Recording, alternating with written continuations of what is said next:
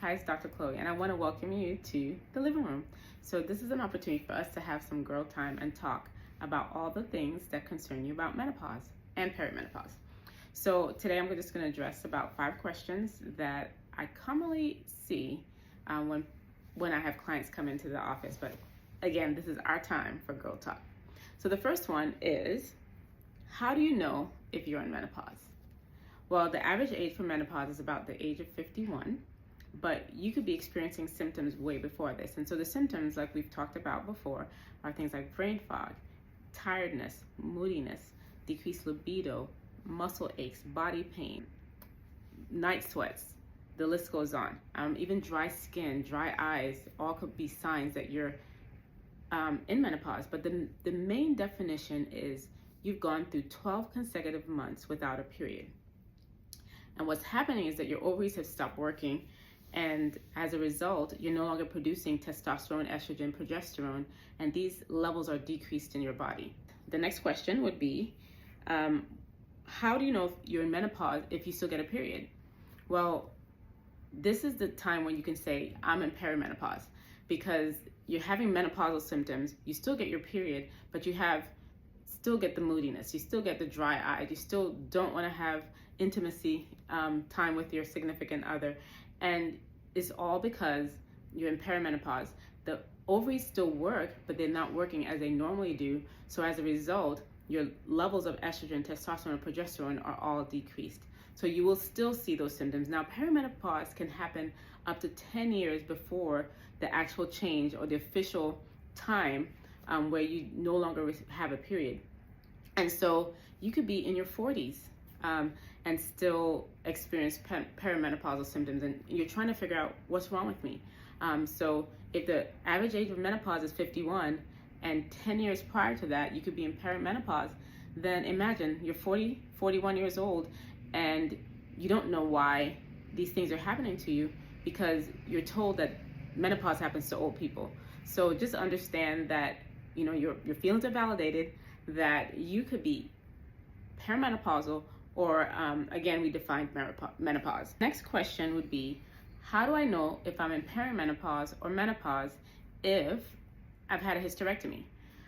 Some people have had hysterectomies and they kept their ovaries, and some people, everything was taken out. So if everything was taken out, you're already going to start having menopausal symptoms. So if you had a hysterectomy, no matter what age, you need to consider replacing your hormones because they're not being produced. So if you had a hysterectomy at the age of 30, you're already going to start having issues with libido, being moody, energy issues, brain fog. If you've kept your ovaries, however,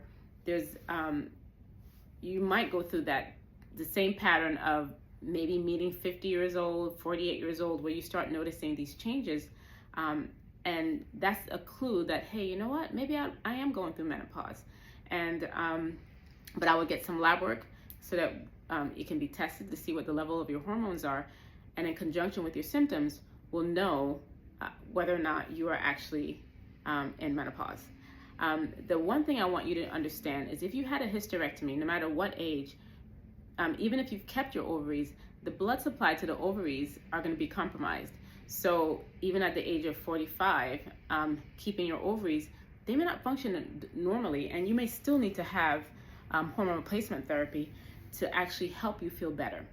Now, there are other things that can affect your hormones and make it difficult to determine whether or not you're in menopause. If you've had an IUD, an intrauterine device to use for birth control, you may not have a period. So there's no way to know if you're going through menopause if the definition is that you need 12 consecutive months of not having a period. Another situation is if you had an endometrial ablation.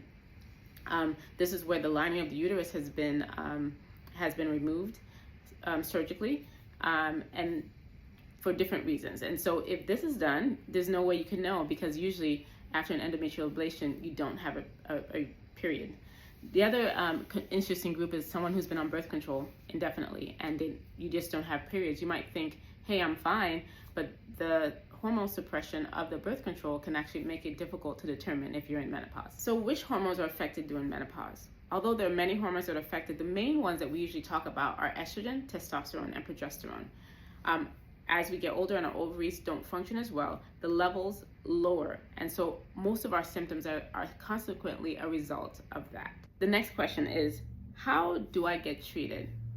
Now, it can be treated in multiple ways through medication, oral medication, creams, patches, pellets, and injections.